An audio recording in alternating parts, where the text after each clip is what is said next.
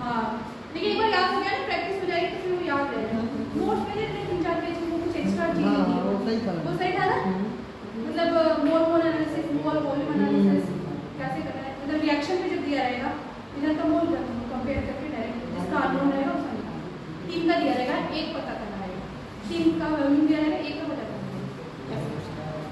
चलिए तो करिए क्या सेकंड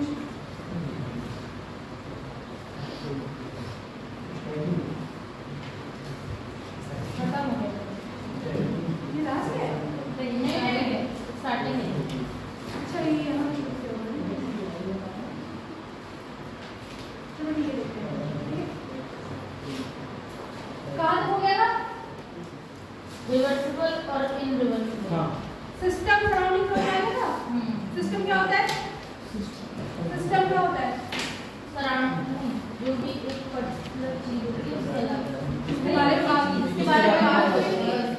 और उसके और सराउंडिंग और उसके अलावा जितना भी होता है सिस्टम और सराउंडिंग में क्या होता है? यूनिवर्स। ठीक है। सिस्टम की टाइप कितने होते हैं? 3 टाइप। कौन कौन से? Open, close. ओपन में क्या होता है?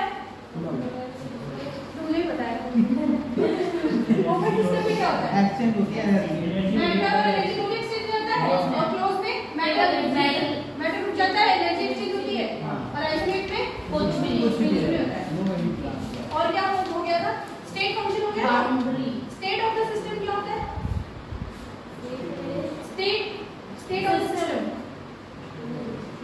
स्टेट मतलब क्या? स्थिति, कंडीशन। किसी सिस्टम की कंडीशन बताना स्टेट। वो कौन सा है मतलब एग्जांपल? वो सही ना?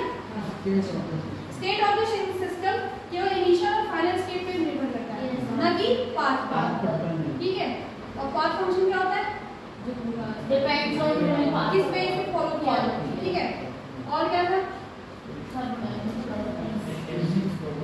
Extensive intensive. बोलने आया कि नहीं पहले तुम लोगों को? Extensive and intensive. ठीक है। इंसेंटिव मत बोलना, इंसेंटिव वो अलग होता है, बहुत होता है। इंसेंटिव नहीं, इंटेंसिव। ठीक है। इंटरनल वाले इंटेंसिव। ठीक है। उसमें क्या है? एक्सटेंसिव में क्या था? प्रॉपर्टी व्हिच डिपेंड्स ऑन मतलब जो मास और साइज पर डिपेंड करता है वो एक्सटेंसिव। जो नहीं करता है वो इंटेंसिव। इंसेंटिव को इंटेंसिव को पहचानने का तरीका तो एक्सटेंसिव का रेशियो ले लीजिए। और अगर कोई प्रॉपर्टी नहीं समझ में आ रही है कि एक्सटेंसिव है या इंटेंसिव तो कैसे करेंगे? उसको ब्रेक करके देख लेंगे। ब्रेक करके देख लेंगे क्या क्या सेपरेट हो रहा है, क्या क्या सेपरेट नहीं हो रहा है। जो नहीं होगा वो इंटेंसिव और जो हो गया वो एक्सटेंसिव। ठीक है। या तो जोड़ के देख लेना या अलग करके देख लेना। उसके बाद क्या बताया था?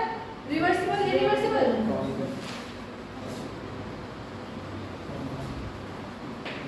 रिवर्सिबल प्रोसेस और इरिवर्सिबल। रिवर्सिबल मतलब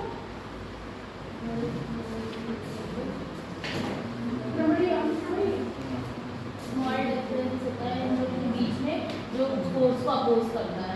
और इसमें सिग्निफिकेंट डिफरेंस होता है जो ये रिवर्सिबल इनफाइनाइट स्टेप होता है, इरिवर्सिबल फाइनाइट स्टेप होता है। इसकी स्पीड बहुत स्लो होती है, इसकी फास्ट होती है। इसका फिगर से समझाया था मैंने। सपोज ये क्या कोई कंटेनर है? सपोज इसमें गैस है, कोई कंटेनर है, तो हमने गैस ली है। ठीक है। इस पे क्या लगा हुआ है? ये पिस्टन। ठीक है। पेस्टेज। ठीक है। गैस का प्रेशर क्या है? P। और यहाँ पे क्या छोटे छोटे क्या रखे हैं? वेट रखा हुआ है। वेट समझा दिया।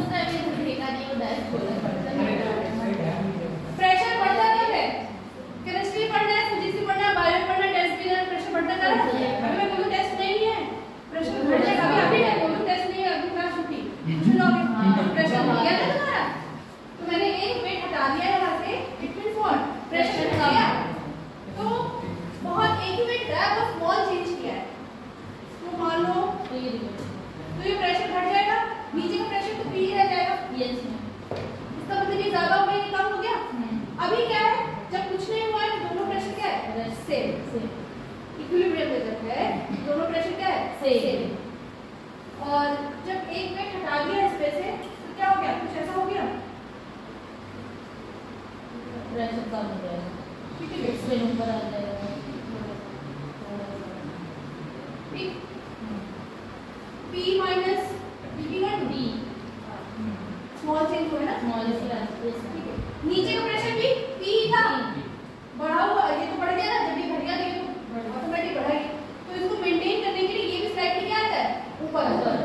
ओवरऑल क्या होता है? प्रेशर मेंटेन, ओवरऑल प्रेशर क्या होता है? मेंटेन।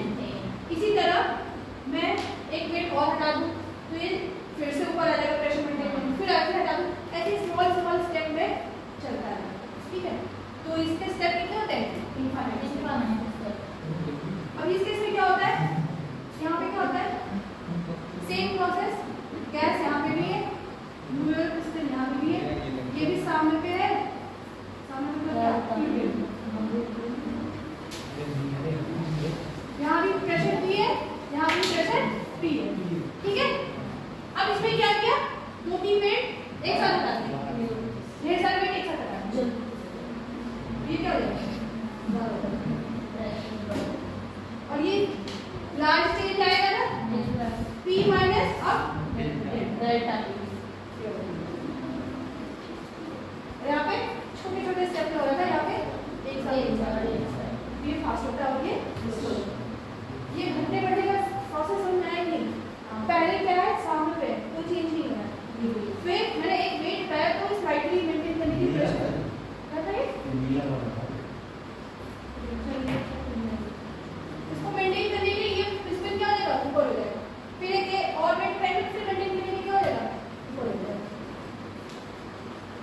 बना लो, बनाया था इसको, देखना है ये बना के फिर एडजस्ट करके थोड़ा सा इसको ना इसके बगल में बनाना, और जरा सा इधर देखो, इसको इसके बगल में बनाना और ये पिस्टन थोड़ा ऊपर बनाना, ठीक है। तो तुम्हें समझ में आएगा कि चेंज हुआ है।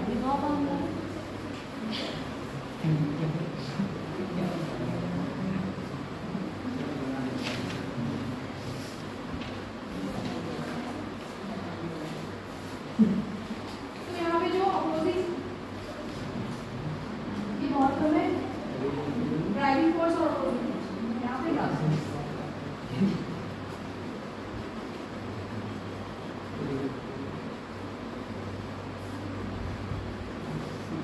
ये चेंज और ये चेंज समझ में आ रहा है ना? ये मतलब बहुत स्लाइड चेंज है, डेल्टा मतलब लार्ज चेंज है, बहुत लार्ज।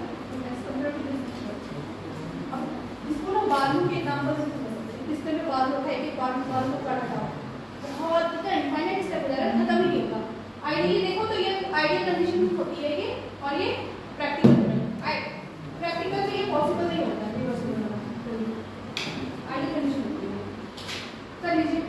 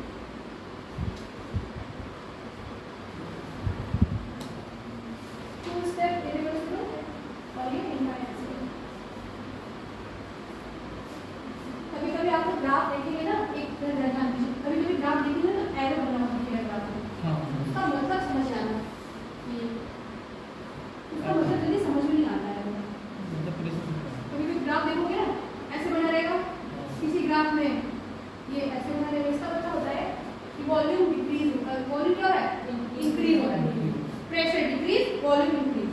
इसका मतलब क्या, एक्सपेंशन हो रहा है, वॉल्यूम बढ़ रहा है, मतलब क्या ऐसा है, बढ़ रहा है, प्रेशर डिक्रीज हो रहा है, वॉल्यूम बढ़ रहा है, इसका मतलब एक्सपेंशन हो रहा है। और इसमें क्या हो रहा है, इसमें कोई हो रहा है। अगर मैं एरो उल्टा कर दूं तो वॉल्यूम कम होना मतलब कंप्रेशन। आगे चल जब प्रोसेसेस पढ़ेंगे ना वर्क डन, तब वहां ये एरो दिखेगा, तो आपको कुछ समझना होगा, ठीक है। आज तो समझ नहीं आएगा, अभी बताइए एरो बना देना।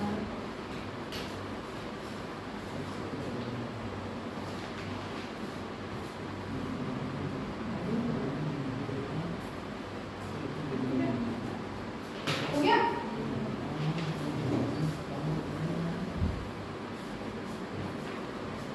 नेक्स्ट देखिए, हीट। हीट हीट हीट क्या होता है, स्मॉल में बता रही हूँ, डिटेल में। उष्मा, उष्मा क्या होती है, काइंड ऑफ एनर्जी होती है क्या, वर्क हीट एनर्जी सब एक ही जैसा होता है क्या, यस बराबर ना, एक ही जैसा होता है क्या, हीट क्या होता है, हीट क्या होता है, हीट क्या होती है, थर्मल एनर्जी का ट्रांसफर। थर्मल एनर्जी का ट्रांसफर कहाँ, किसके बीच, सिस्टम और सराउंडिंग। थर्मल एनर्जी का ट्रांसफर सिस्टम और सराउंडिंग के बीच।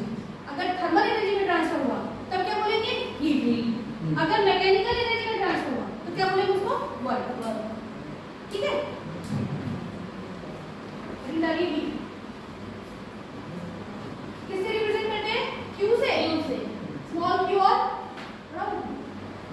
दोनों।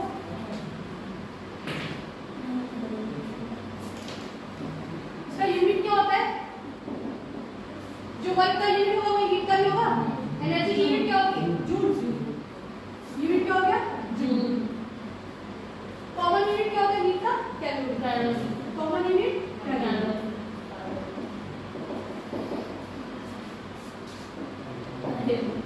ठीक है। एक कैलोरी बराबर कितना जूल, ये सब मैंने कन्वर्जन मोल कांसेप्ट में पढ़ा दिया, शायद पढ़ के आया हो, क्वेश्चन पे आया है। 4.18 ऑलमोस्ट 4.2 हो गए, ठीक है। पहले डेफिनेशन लिख लीजिए, energy transfer between system and surrounding, system and surrounding, system and surrounding, system and surrounding, system and surrounding. मैं हीट का ट्रांसफर कब कर सकती हूँ, जब कोई चीज एक ज्यादा गर्म हो एक कम गर्म हो, तभी तो हीट का ट्रांसफर होएगा, ड्यू टू टेम्परेचर डिफरेंस। तो system and surrounding due to temperature difference. Unit लिख लीजिए, जूल। कॉमन यूनिट क्या होता है, कैलोरी। कैलोरी से जूल में कैसे कन्वर्ट करेंगे, 4.18 जूल।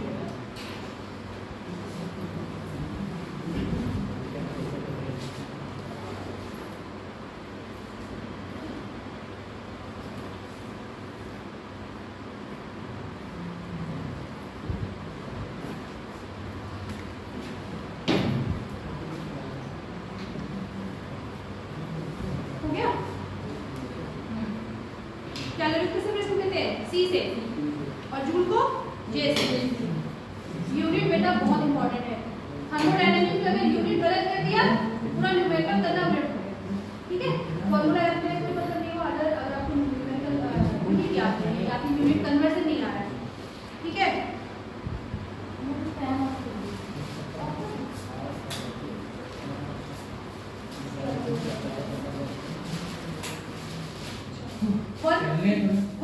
वर्क लिखो, वर्क क्या होता है,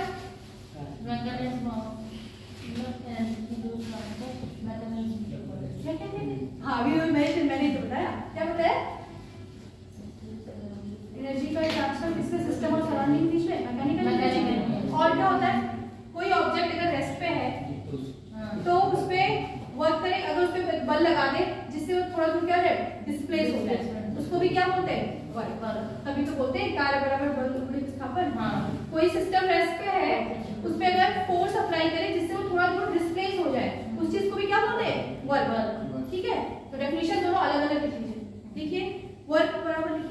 work is measure of energy, work is measure of energy,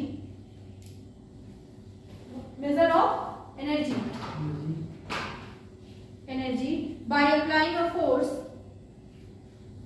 by applying a force, force means bal on the body, on the body which displays the body, displays मतलब विस्थापन, displays the body. और करके ऐसे और बीच में और करके as a quantity of mechanical energy, as a quantity of mechanical energy, as a quantity of mechanical energy exchange between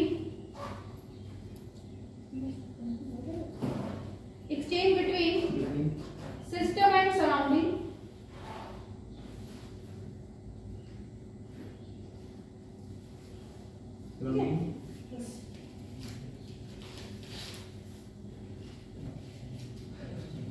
ये बताया है सर ने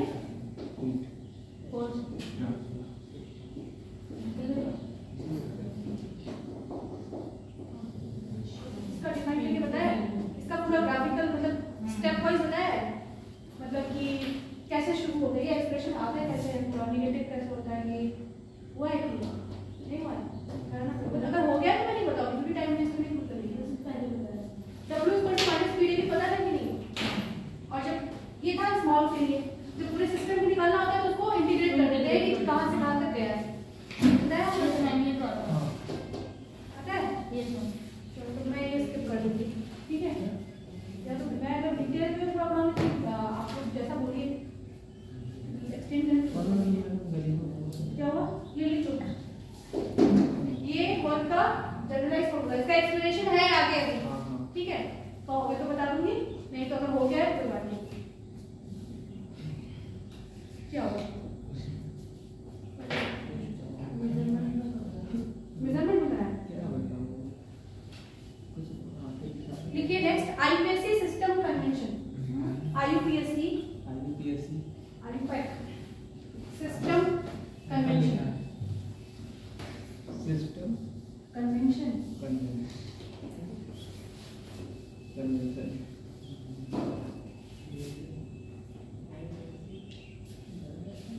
लिख दो, हाँ मैडम लिख दिया फर्स्ट लिखना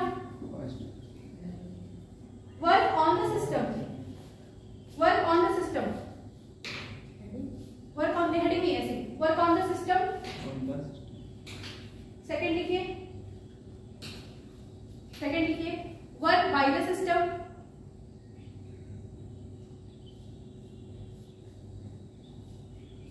third heat absorbed by the system, heat absorbed by the system, fourth लिखिए heat released by from the system, heat released from the system,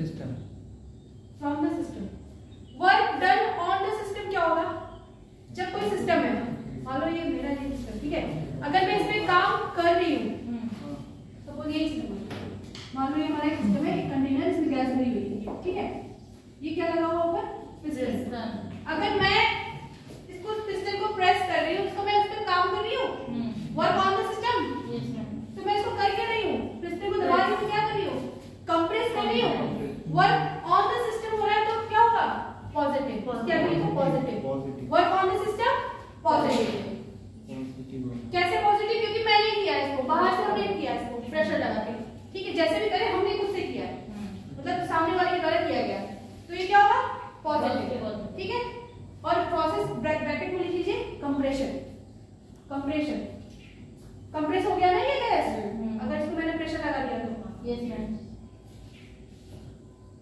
ठीक है, अब दूसरा work done by the system, work done by the system, मान लो इसको नीचे से heat मिल रही है, गैस एक्सपैंड कर रही है आप, तो ये पिस्टन ऊपर चला जाएगा, तो वर्क डन बाय सिस्टम क्या हो जाएगा? Negative.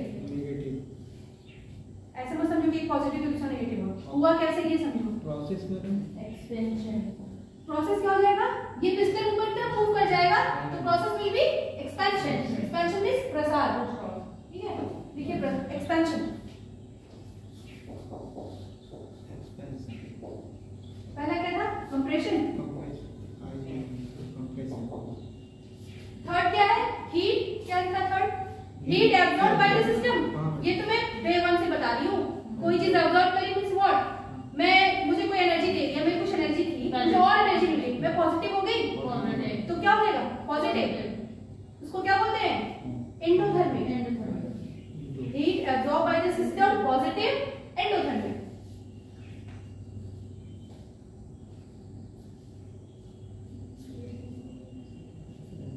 Heat release from the system, system से एनर्जी निकल गई, तो मेरे से एनर्जी अगर निकल गई तो मैं नेगेटिव हो गई ना, नेगेटिव एक्सोथर्मिक। हमेशा जब भी सिस्टम से एनर्जी निकले हमेशा हम नेगेटिव समझेंगे, ठीक है? और जब भी अब्सॉर्ब करें तो पॉजिटिव। एंथैल्पी वाला देखते थे ना, delta H positive, delta H negative, उसमें देखा होगा आप लोगों ने, किसमें? आयनाइजेशन में। हीट सिस्टम से एनर्जी निकल रही थी, एनर्जी निकल रही थी, डेल्टा एच नेगेटिव हो जा रहा था।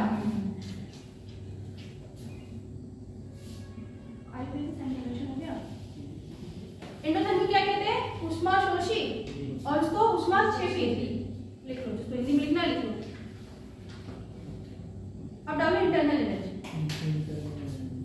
इसका डिटेल हीट और वर्क का हम देखेंगे जब ग्राफ से पढ़ेंगे तब। अभी बस डेफिनेशन लिख लो। इंटरनल एनर्जी क्या होती है?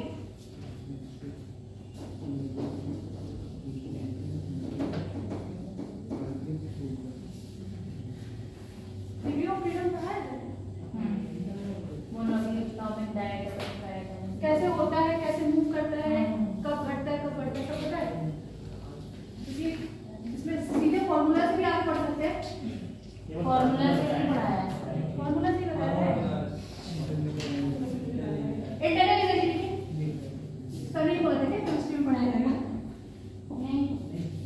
एक्चुअली ये सब बुक में दिया है डिटेल में, आप लोग वहां से भी पढ़ सकते हैं, क्योंकि बहुत टफ है, ये मैम बहुत टफ भी है। टाइम तो हर चीज अगर अकॉर्डिंग नहीं पढ़ा, नहीं मैं ऐसे तो पूरा बता सकती हूँ डिटेल में, क्लास एक्सटेंड हो जाएगी, और अगर ऐसे शॉर्ट में बता दी समझ में ना, फिर वो रट लोगे तुम लोग, फिर कहोगे बहुत टफ है, हमको नहीं आती है, ये होता है, वो होता है। इंटरनल एनर्जी को किससे रिप्रेजेंट करते हैं?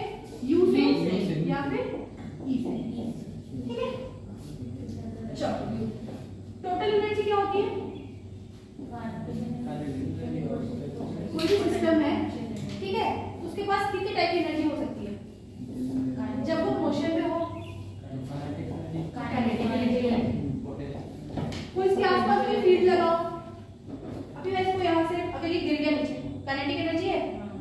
पोटेंशियल का जैसे ग्रेविटेशनल फोर्स लग रही है, आसपास कोई इलेक्ट्रिक फील्ड लगाओ, कोई फील्ड लगाओ, तो इस पर क्या होगा? पोटेंशियल। दूसरा क्या होगा? तीसरा क्या होगा? ठीक है, ये कब हिंदी में क्या बोलते हैं? इंटरनल मतलब क्या? आंतरिक ऊर्जा। तो सिस्टम में जो नहीं थे मॉलिक्यूलर लेवल पे, उसकी बातें कर रहे हैं। ये काइनेटिक और पोटेंशियल की बात नहीं हो रही, सिर्फ उसके आंतरिक ऊर्जा की बात कर रहे हैं, ठीक है? जब हमारा कोई गैसेस पे लगा है, ठीक, गैसेस पे कर रहे हैं, मान लो कोई गैस है, रेस्ट पे है, मोशन में नहीं है, मान लो गैस में मोशन नहीं, नो मोशन, गैस मोशन में नहीं है, उस पे कोई फील्ड भी नहीं लगा आसपास, नो फील्ड, कोई फील्ड भी नहीं है, उस पे कोई ग्रेविटेशनल फोर्स नहीं है, कुछ भी नहीं है, तो उस पे सिर्फ रह क्या जाएगा? मॉलिक्यूल। इंटरनल। अच्छा, आइडियल गैस के बारे में कुछ आइडिया है क्या? क्या होता है आइडियल गैस? आइडियल गैस क्या होती है? जिनका ऑक्टेट कंप्लीट, आइडियल गैस का ऑक्टेट कंप्लीट है, नोबल गैस का कहां आ गई? थर्मोडायनामिक्स चली, वो भूल जाओ, अभी कुछ समय के लिए। आइडियल गैस किसको बोलते हैं? ऐसी गैस जिनके मॉलिक्यूल्स के बीच में अट्रैक्शन फोर्स नहीं होती, वो फ्रीली मूव करते रहते हैं, वो फ्रीली मूव करते रहते हैं, ठीक है? तो कोई मान लो कि गैस ले ली, कोई आइडियल गैस ले ली, उसका कोई मोशन भी नहीं है, काइनेटिक एनर्जी क्या होगी इसकी? नहीं, मोशन है। अभी कोई रेस्ट, इसके बस आइडियल गैस के बारे में बता दिया कि क्या होती है, उसके बीच में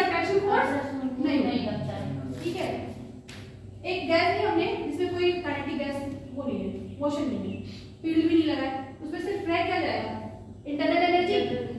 तो टोटल एनर्जी सिर्फ इंटरनल एनर्जी हो जाएगी, ये दोनों तो जीरो हो जाएगा। ठीक है, अब आते हैं किसी आइडियल गैस में करते हैं ये काम। ठीक है, तो आइडियल गैस में पोटेंशियल तो जीरो हो गया, पोटेंशियल ये तो किसी जनरल गैस के मैंने लिया था।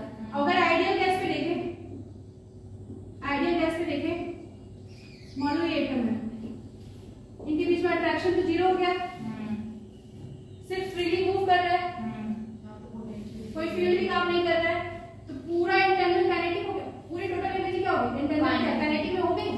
तो आइडियल गैस की हमेशा क्या लेंगे, काइनेटिक एनर्जी। तो जो आइडियल गैस की थ्योरी होती है उसको काइनेटिक थ्योरी भी बोलते हैं।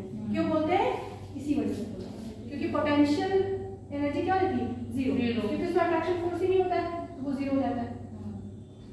आइडियल गैस थ्योरी को काइनेटिक गैस थ्योरी बोलते हैं। ये सब थियोरेटिकल है, बुक में दिया है, पढ़ लेना। और लिखने के लिए लिखो इंटरनल एनर्जी लिख लो, अरे टोटल एनर्जी लिख लो, काइनेटिक एनर्जी, पोटेंशियल एनर्जी और इंटरनल एनर्जी का समेशन। ठीक है, टोटल एनर्जी क्या होती है, किसी सिस्टम को मान लो कोई बॉडी है, उसमें कितने टाइप की एनर्जी हो सकती है। काइनेटिक एनर्जी कब होगी, जब वो मोशन में होगा। पोटेंशियल एनर्जी कब होगी, जब उसमें कोई गुरुत्वाकर्षण का बल हो, कोई इलेक्ट्रोस्टैटिक फोर्स हो, कोई इलेक्ट्रिकल फील्ड का फोर्स हो। और इंटरनल एनर्जी उसके मॉलिक्यूल की वजह से। ठीक है, लिखना है तो लिख लीजिए उसके नीचे नीचे।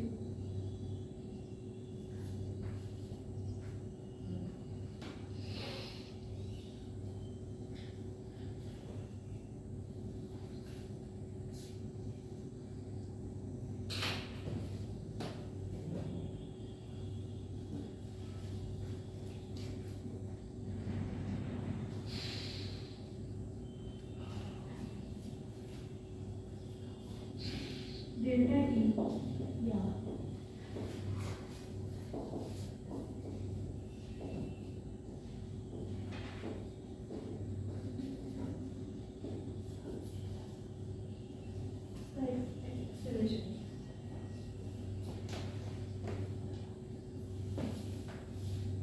इक्विपोटेंशियल एनर्जी से आता है ये। इक्विपोटेंशियल एनर्जी में दिया है, पढ़ लीजिएगा। हाफ के टी होता है, के बराबर आर बाई एम होता है, फिर उसको हाफ एम वी स्क्वायर करते हैं, फिर उसको चेंज करने के बाद ये आता है half F N R delta T. तो डेल्टा टी फॉर्म है, आप लोग सिर्फ ले जाएंगे। ठीक है, जहाँ एफ क्या है बेटा, degree of freedom, degree of freedom. इसको डिनोट किससे करते हैं, स्मॉल एफ से। ठीक है, एन क्या है, मोल, आर क्या है, गैस कॉन्स्टेंट, इसका वैल्यू अलग होता है कैलोरी में, जूल में। और ये क्या है, टेंपरेचर का डिफरेंस। और ये change in internal energy, delta E या फिर डेल्टा ई। ठीक है,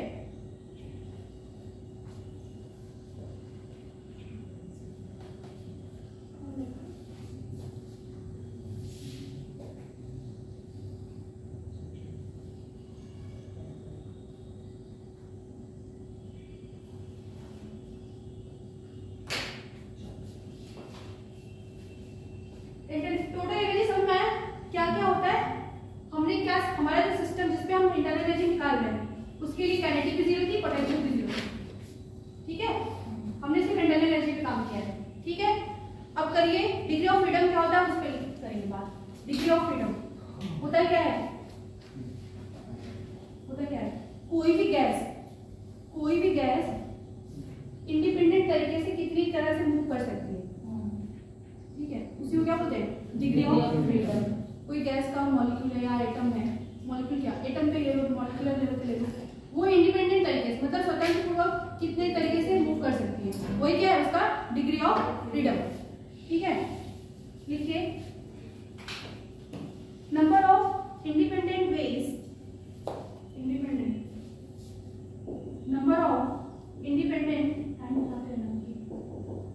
number of independent ways in which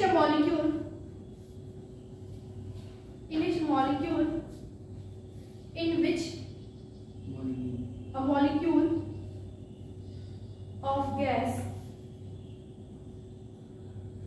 can move. Gas को थोड़ा अंडरलाइन कर लेना, गैस को अंडरलाइन करना। आपको ना ये रिएक्शन पूछेगा, ठीक, तो उसमें देखना है कि गैस पे ही करना है, सॉलिड और लिक्विड पे कभी नहीं करेंगे, पहली बात, ठीक है। गैस को अंडरलाइन करेंगे, क्या उसमें दिमाग नहीं काम करता, सिर्फ हमें एच को वाटर देखने लगता है, फटाफट क्वेश्चन का क्या करते हैं, सॉलिड लिक्विड पे ध्यान ही नहीं जाता है कि नहीं, इसलिए पूरा गैस को अंडरलाइन कर लो, गोला बना लो, जो करना है।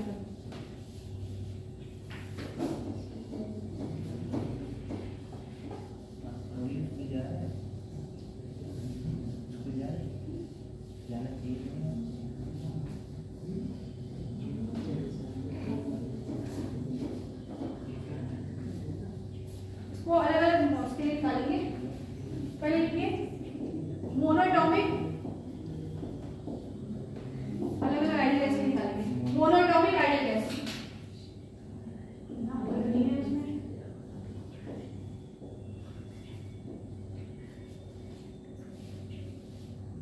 मोनोएटॉमिक आइडियल गैस, मोनोएटॉमिक मतलब, मोनोएटॉमिक मतलब एक एटम हो। चलो डिग्री ऑफ फ्रीडम 3 तरीके से बता सकते हैं, ट्रांसलेशनल,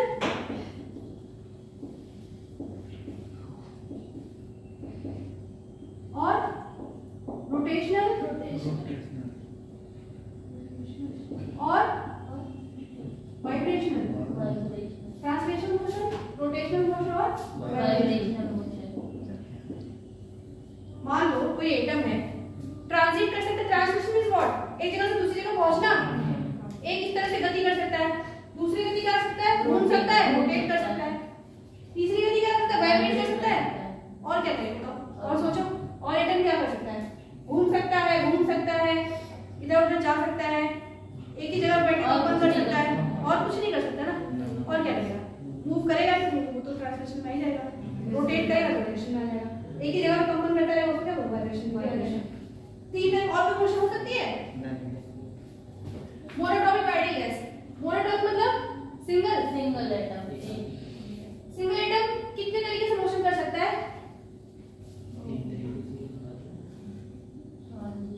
ये कॉर्नर देखो, y axis, x axis, z axis, हमारा एटम वहां पे है, यहाँ पे, तो ये ऊपर जा सकता है y में, इसको भी y कर सकती है,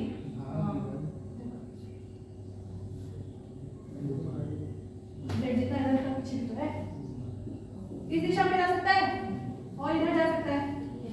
कितने तरीके से किया? 3 तरीके से। इसका ट्रांसलेशन कितना हो गया?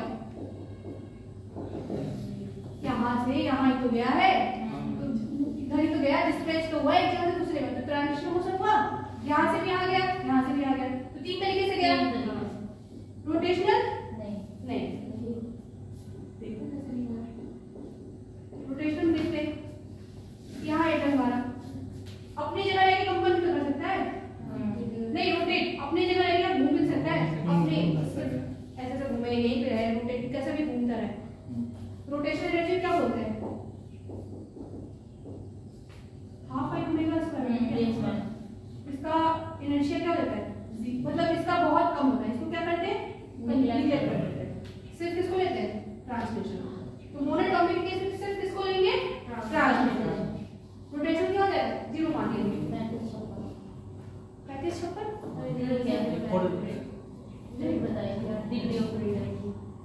मतलब जैसे कैसे 3 क्या मोनोटॉमिक का 3, डायटोमिक का 5 और 5 और पॉलीटॉमिक का 6।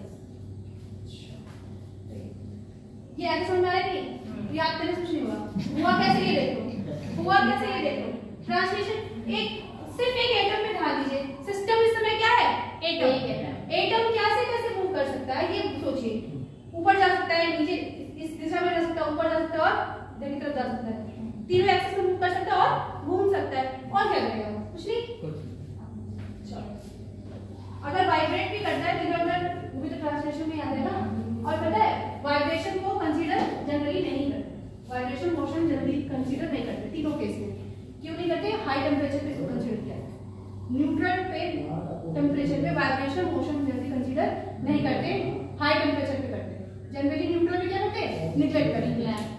ये तो रहा, ये एक्सपेरिमेंटल डेटा है, ठीक है बेटा, लेकिन अगर कुछ बुक में या क्वेश्चन कुछ अलग से मेंशन किया है तो उसको मानेंगे, ठीक है। और जब बताने के लिए तो मैं बता रही हूँ कैसे कैसे हो रहा है, लेकिन उसमें अलग से बोला हुआ है कि वाइब्रेशन उसमें हो रही है, तब आप जरूर मानेंगे। लेकिन इन जनरल नहीं होता है, हाई टेम्परेचर पे होता है, ठीक है। इसको लिखना, इसको बना लेना।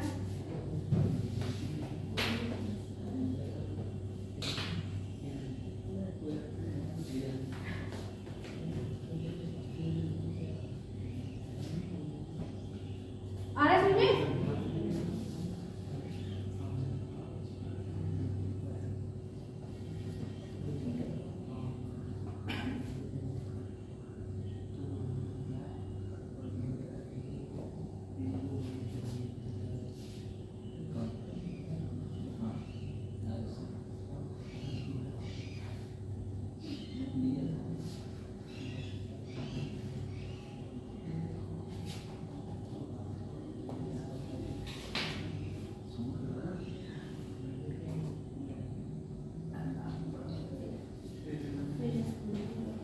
हो गया?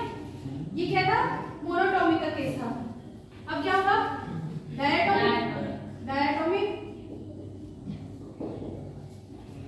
आइडियल गैस, आइडियल गैस से कर रहे हैं विचार, ठीक है। अच्छा हाँ, मोनोटॉमिक एग्जांपल तो लिख दीजिए, कौन कौन होगा? वही नोबल वाले,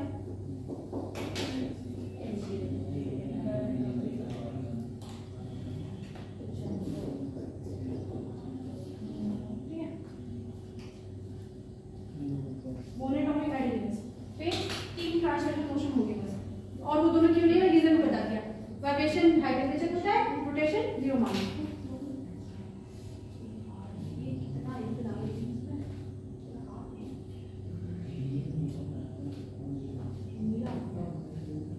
डायटोमिक के केस में क्या होगा? एक मॉलिक्यूल मतलब उसका एक एटम यहाँ है, एक एटम यहाँ है, ऐसा है कुछ सिस्टम।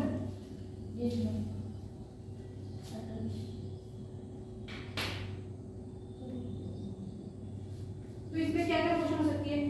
3 ट्रांसलेशन तो इसमें भी होगा। मान लो ये है डायटोमिक, एक एटम यहाँ है, एक एटम यहाँ है, ठीक है।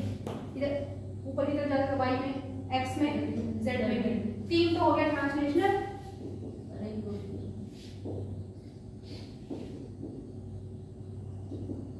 तीन हो गया।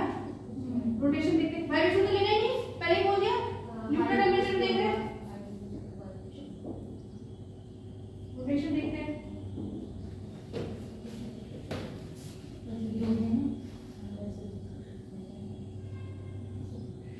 ये ऐसा है,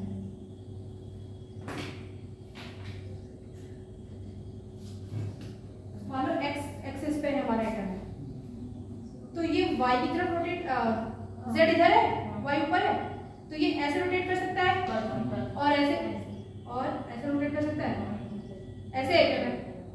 तो कैसे? 2 तरीके से। एक्स पे है हमारा, मैंने एक्स पे रख दिया, तो वाई पे ऐसे कर लेगा, घूम जाएगा, और एक ऐसे कर सकता है जेड पे। 2 मोशन मिल गए। एक मोशन और भी तो करेगा, अपने ही एक्सिस पे तो रोटेट करेगा।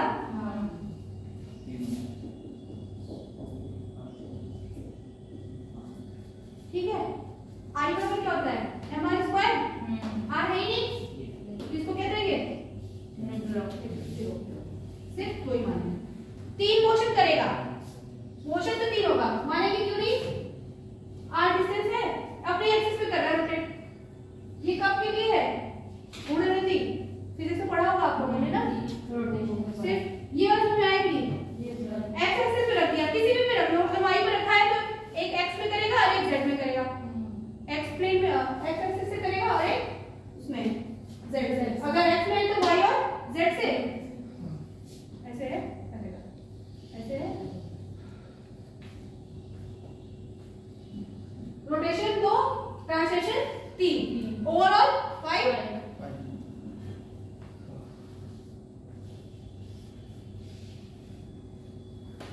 इसको लिखो डायटोमिक आइडियल गैस और लीनियर पॉलीटोमिक गैस।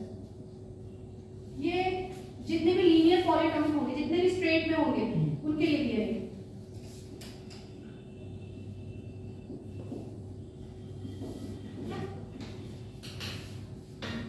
ठीक है।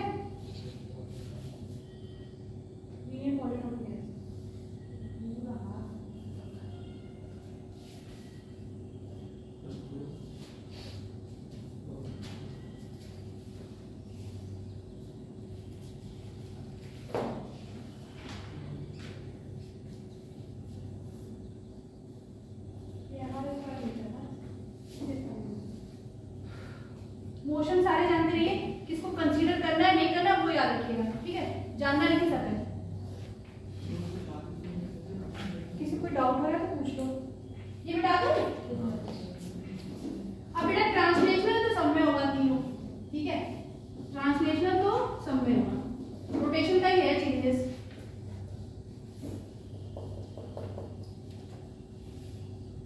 इसका एग्जांपल लिख लीजिए। डायटोमिक गैसेस कौन कौन सी है?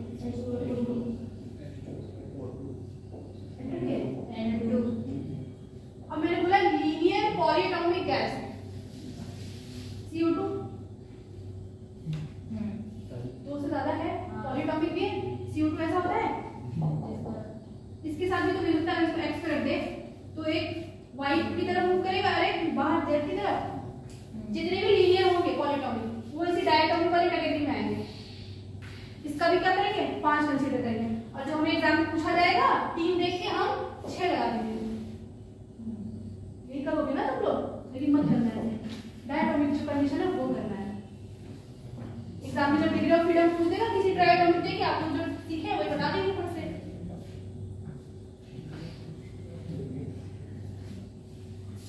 लीनियर पॉलीएटॉमिक गैस के लिए क्या है? 5। ओवरऑल क्या हो गया? 5। 3 ट्रांसलेशन से 2 रोटेशन से। क्वेश्चन आया हुआ इसके तरह आया होगा। थर्ड लिखिए।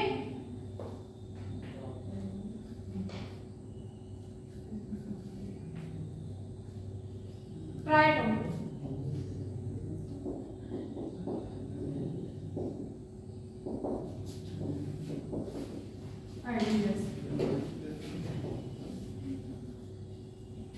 ऐसा सिस्टम हो सकता है। ट्राइटोमिक एग्जांपल क्या क्या होंगे? SO2 ट्राइटोमिक मत दो, पॉलीएटोमिक करो, सीधे पॉलीएटोमिक।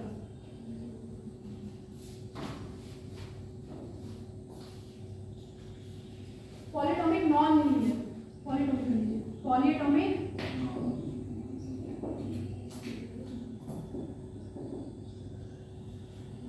पॉलीएटोमिक लीनियर के केस में डायटोमिक वाला लगाएंगे, नॉन लीनियर के केस में बता दूं, ठीक है।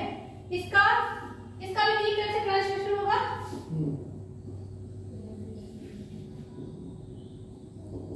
इसका रोटेशन भी 3 होगा।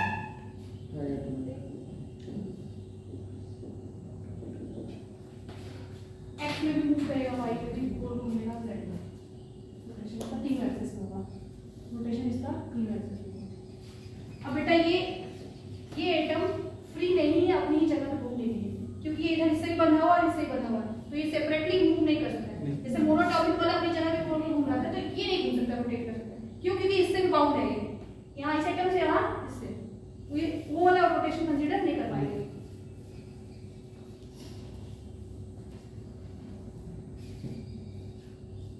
जैसे मालूम है कोई एक्सिस लगा दूंगा तो ऐसे से रोटेट करेगा, अगर इधर से हो गया तो ऐसे से करेगा, इधर से होगा तो ऐसे करेगा। तीनों तरीके से कर सकता है। एक्स में तो एक बार वाई में एक बार जेड। रोटेशन समझ में आ रहा है? नहीं आ रहा तो पूछ लेना।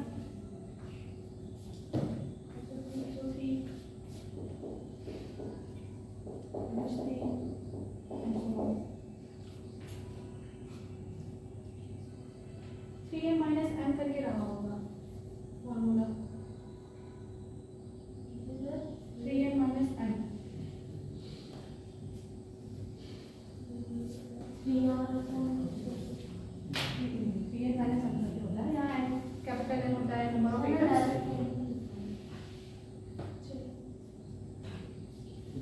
होता कैसे, ये समझ में आ गया। डिग्री ऑफ फ्रीडम क्या होती है? कोई भी गैस मॉलिक्यूल इंडिपेंडेंट तरीके से कितने तरीके से मूव कर सकता है, हमें ये बताना है।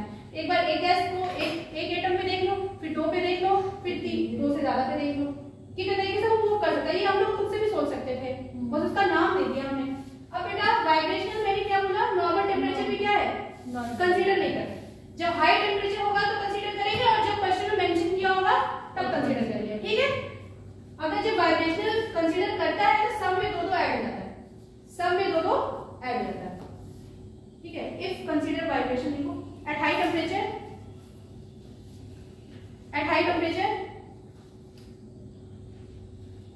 Vibrational motion contribution count, vibrational motion, motion contribution, मतलब उसका कितना पार्ट जाएगा, काउंट करते हैं, ठीक है। कितना काउंट करेंगे, इक्वल करके लिखिए 2, तो सब में 2 क्या हो जाएगा, ऐड हो जाएगा। काउंट मींस क्या, गिनते हैं,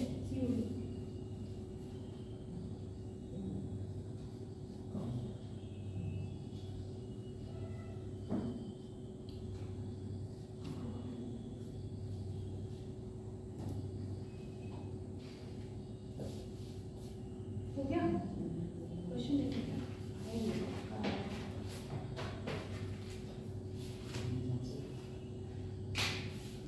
ट्राइटोमिक बनाइए, नॉन लीनियर के लिए रहेगा।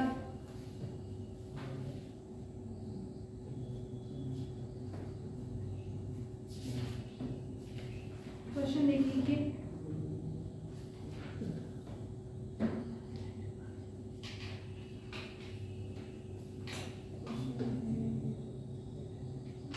न्यूमेरिकल ज़्यादा है, ठीक है, इसमें आप लोग को मेमोरी बेस्ड क्वेश्चन कम मिलेंगे।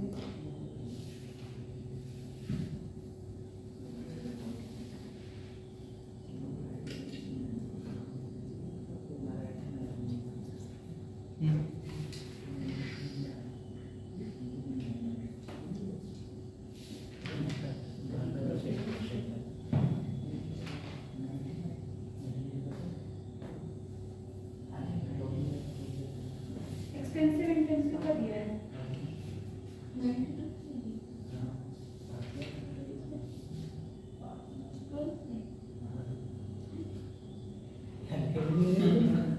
एक्सटेंसिव इंटेंसिव का क्वेश्चन दिया है, करेंगे उसको, बोल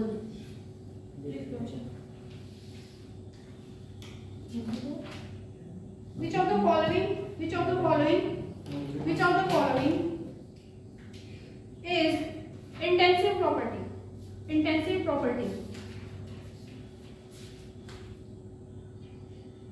क्या हो गया, is इंटेंसिव प्रॉपर्टी। एक क्वेश्चन के लिए कितना मिनट मिलेगा, 1 मिनट। अगर याद है, अगर मेमोरी बेस्ड क्वेश्चन है 1 मिनट से कम लगेगा, तुरंत देखते ही होगा, तो वो टाइम आप लोग न्यूमेरिकल वाले में यूटिलाइज कर सकते हैं, ठीक है। फर्स्ट करिए, फर्स्ट ऑप्शन है एंथैल्पी,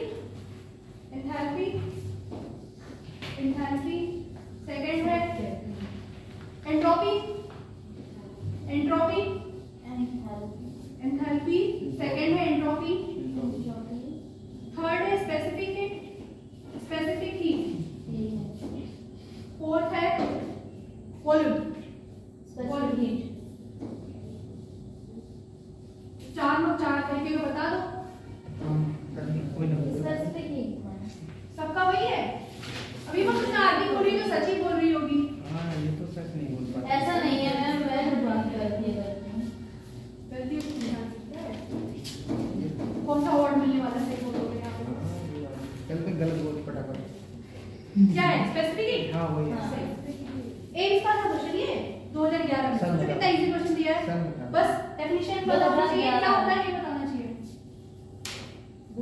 अब नाम आ ही गया स्पेसिफिक हीट, तो वो भी बता दो क्या होता है, स्पेसिफिक हीट क्या होती है,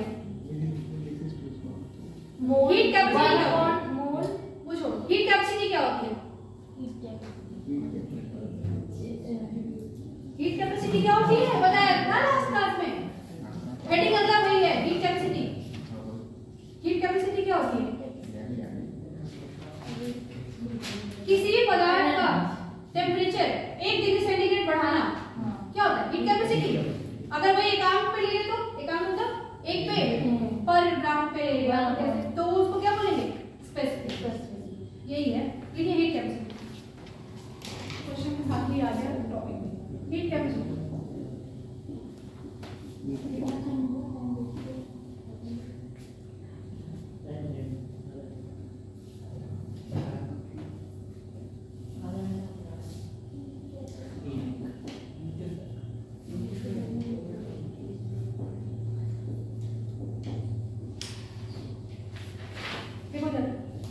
energy required to increase temperature, ये टेम्परेचर चेंज है, पदार्थ का जो भी द्रव्यमान है उसका टेम्परेचर बढ़ा लीजिए। 1 डिग्री सेंटीग्रेड।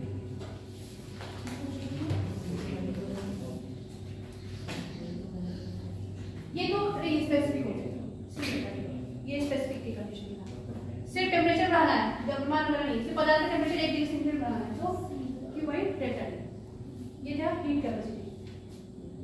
स्पेसिफिक हीट क्या हो जाएगा कि स्पेसिफिक हीट यूनिट इसको खुद से बना लेंगे। इसका यूनिट क्या होगा? हीट का जूल, टेम्परेचर का वो kelvin, joule per kelvin, joule per kelvin. हम लोग ऐसा एसआई में कंसीडर करेंगे, हर चीज एसआई में। अगर क्वेश्चन में अलग कुछ से बोला है कि डिग्री सेंटीग्रेड बताओ, तब करेंगे उसको कन्वर्ट करके।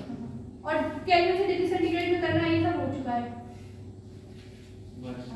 डिग्री से केल्विन में करना है। डिग्री सेंटीग्रेड से केल्विन में नहीं क्या करते हैं? 273 ऐड कर देते हैं। Yes ma'am.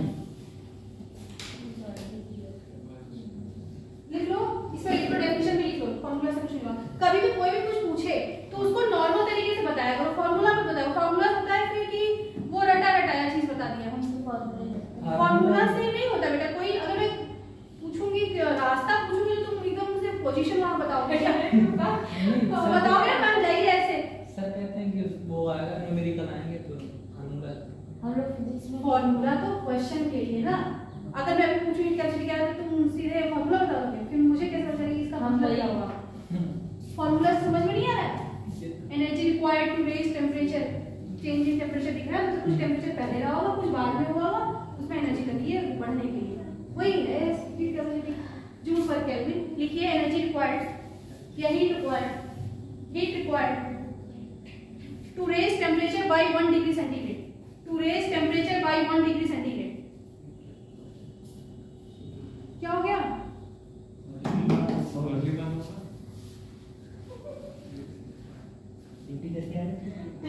Temperature 1 degree centigrade.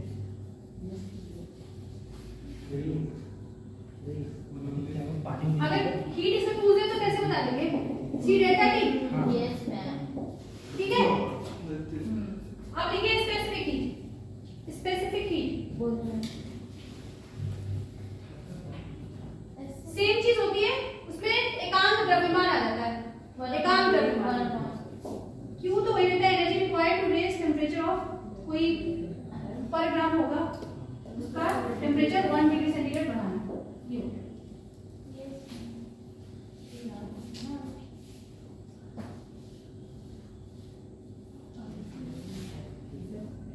Heat required to raise temperature.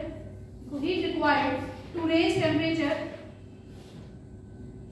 To raise temperature. Raise मतलब ये वाला raise RAC नहीं, raise. बढ़ाने वाला RAISE. To raise temperature of 1 gram substance. हमेशा 1 पे ले एकांक द्रव्यमान लेना, ठीक है? 1 gram substance by 1 degree centigrade. एकांक द्रव्यमान का 1 डिग्री सेंटीग्रेड टेम्परेचर बढ़ाने के लिए जितनी हीट की आवश्यकता है उसको क्या बोलते हैं? Specific heat. ठीक है, फॉर्मूला अपने आप मिल जाएगा, अब याद करने की जरूरत नहीं है उसको बार-बार।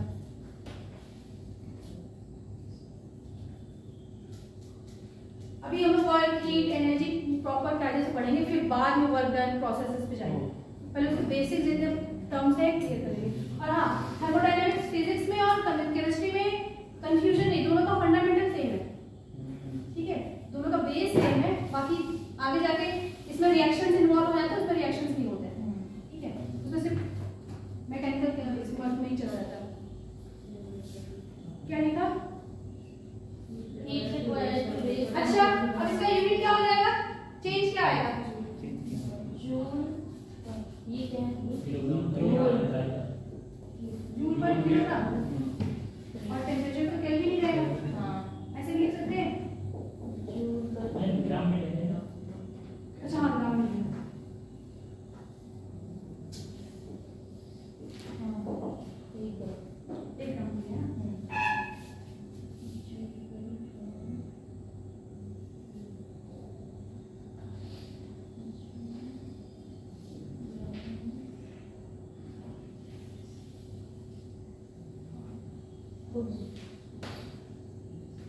इसको कहीं देखेंगे एस बना देता है। हाँ, एस बना।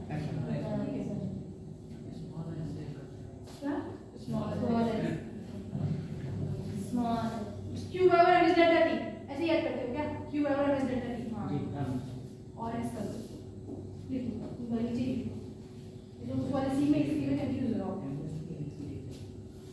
लिखिए molar heat capacity, molar heat capacity लिखो, मोलर हीट कैपेसिटी।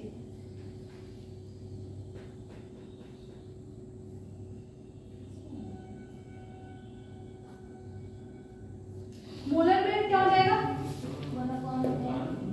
नहीं, मोलर मींस क्या? मोल का टेम्परेचर बढ़ाना है। मतलब अभी क्या था, इस स्पेसिफिक में क्या था, 1 ग्राम का टेम्परेचर 1 डिग्री सेंटीग्रेड बढ़ाएंगे। इसमें क्या करेंगे, 1 मोल का टेम्परेचर 1 डिग्री सेंटीग्रेड बढ़ाएंगे, तो उसको क्या बोलेंगे, मोलर हीट कैपेसिटी। एक्सटेंसिव है, लेकिन स्पेसिफिक मोलर लेवल पे जाने पे क्या होता है, इंटेंसिव। लिखिए energy heat required to raise the temperature of 1 mole substance by 1 degree centigrade।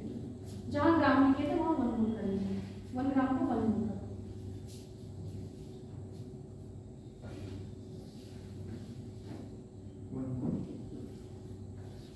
One more substance by 1 degree centigrade.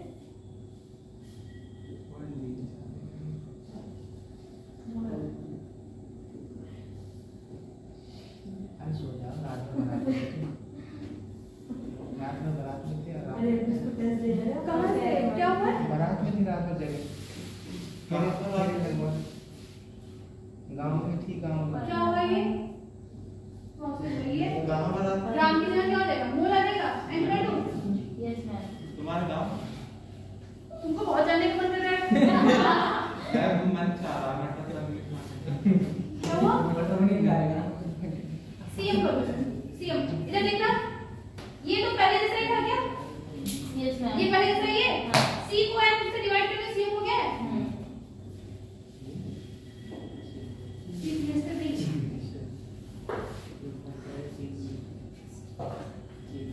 Unit क्या हो जाएगी, जूल। मोल इनवर्स या फिर इसको कैसे लिख सकते हैं, जूल और केल्विन मोल इनवर्स। ठीक,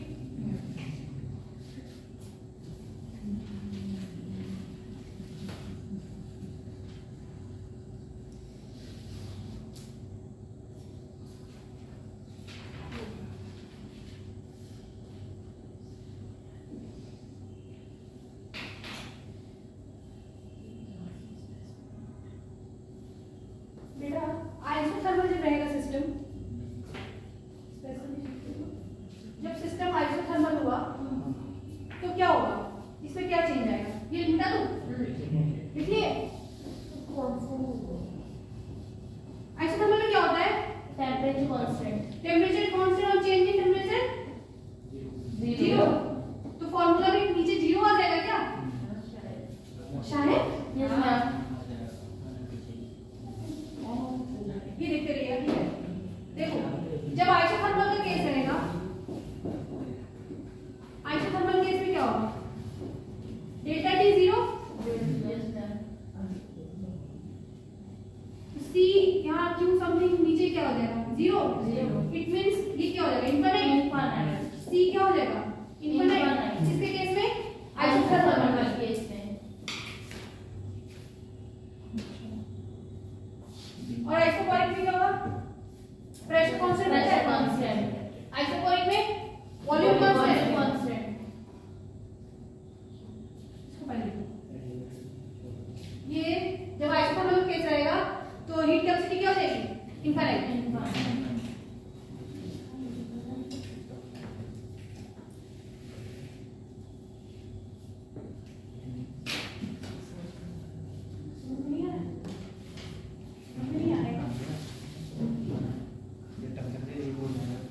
क्या हुआ, टेम्परेचर 0।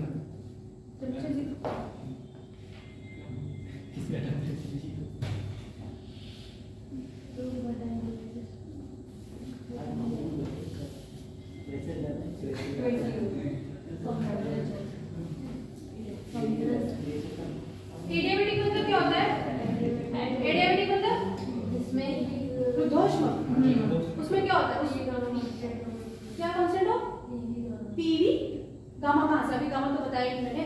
एडियाबेटिक में क्या होता है, Q0 होता है, चेंज इन Q0 होता है क्या, Q कांस्टेंट होता है, मतलब Q0 हो गया, क्यों जीरो हो गया मतलब इस फॉर्मूले में क्या था, ये जीरो हो गया, ऊपर जीरो आ गया, ऊपर जीरो मतलब सी क्या हो गया, जीरो। तो इसका मतलब कि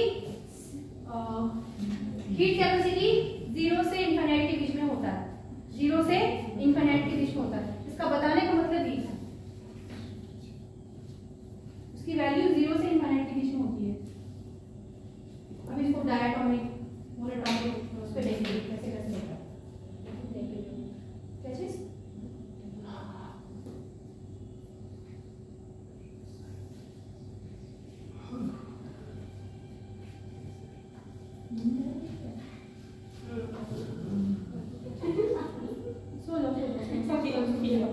वो बराबर कपड़ा खाली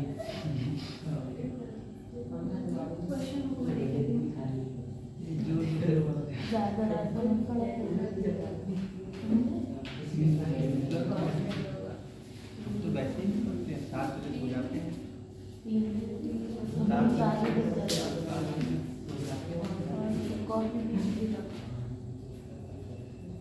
तो सोने में हो गया।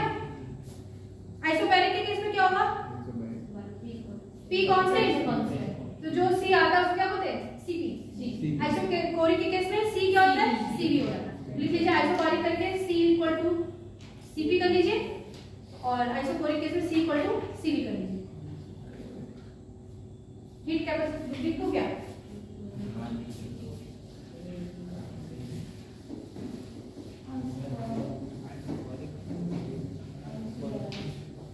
Isochoric isobaric. अभी इतना इसको तो याद नहीं करो। आइसोबैरिक के केस में क्या है, आइसो मतलब क्या, समान, P constant, CP change to C change to CP. तो क्या बोलेंगे, heat capacity at constant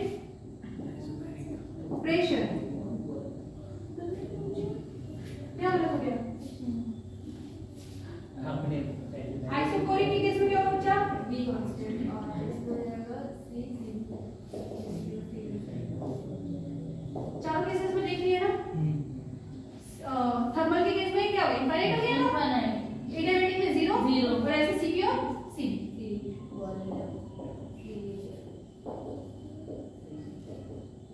XC heat capacity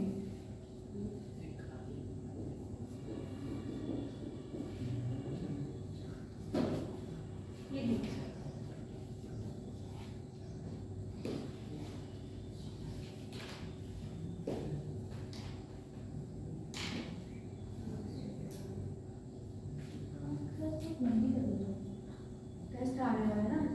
actually ये टॉपिक ही ऐसा था, आराम से पढ़ना, प्रेशर में पढ़ना, जो नहीं समझा पूछते जाना। एक एक टॉपिक, एक एक चीज टर्म क्लियर होगा ना, क्वेश्चन करने में आसानी रहेगी और पढ़ने में भी समझ में आएगा। जब समझ में आता है तभी आगे पढ़ने का मन करता है, नहीं आता तो फिर नहीं होता कि छोड़ो यार एक चैप्टर नहीं करेंगे, ऐसा हो जाता है। लिख लिया सबने, एक क्वेश्चन लिखिए, for adiabatic process which is correct.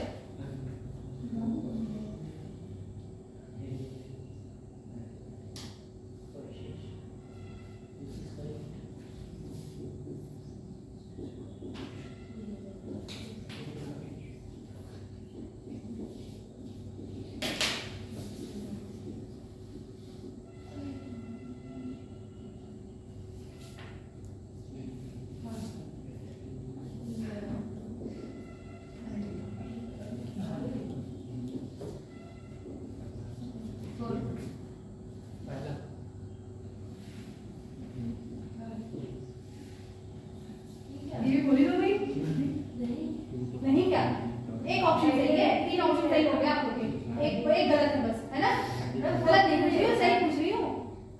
4 वाले सही है, सही है मैडम, सही है। क्यों लिख लीजिए, आया है आपका 2024 एम्स 2011 सब बता दीजिए। 2024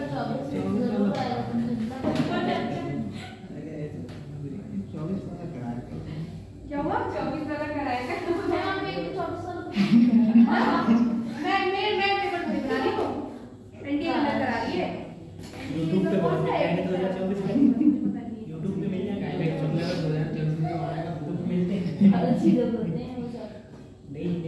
कर दी सारी क्वेश्चन एक महीने में 24 की हो गया कैसे समझ में आया? देखो कितना क्या था इस क्वेश्चन में, 1 मिनट का था, बस एडिमेटिक प्रोसेस पता होना चाहिए था, तुरंत हो जाता, देखते ही हो जाता। अब वो टाइम 1 मिनट 2 मिनट बच जाएगा बाद के क्वेश्चन के लिए। एक महीने में ठीक है, हीट कैपेसिटी रेशियो, रेशियो मतलब क्या? अनुपात, हीट कैपेसिटी रेशियो। मैडम जी कह रहे तो घंटा लग जाएगा हीट कैपेसिटी रेशियो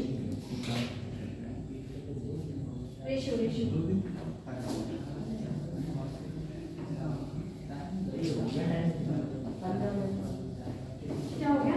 15 मिनट लग गए, बस थोड़ा सा रुक जाओ। उधर की समझ पार हो CP by CV equals gamma. Heat capacity ratio क्या बोलते हैं? CP by CV, इसको बोलते हैं गामा। इसको क्या बोलते हैं? पॉइसन्स ratio.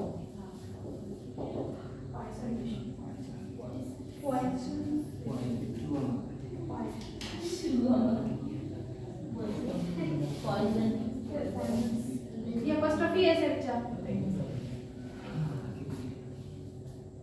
CP by CV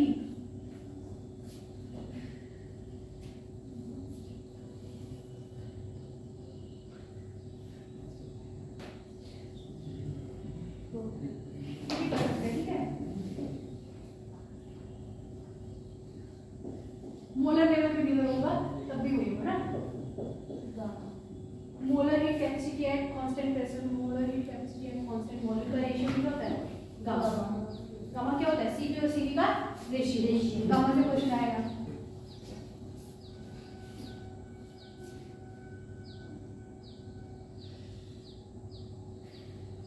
time क्या है पढ़ने के लिए? 10 मिनट लगते हैं। हम तक आप उधर से पैसे का क्या दिखाएंगे तो? अरे इतने स्मार्ट हो गए हो क्या तुम लोग? चलो चलो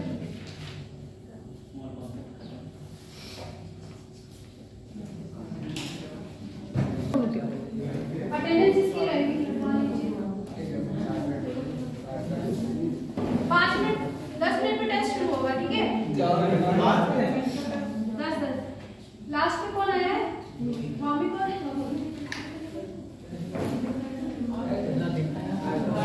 चलो ठीक है, रिवाइज करो।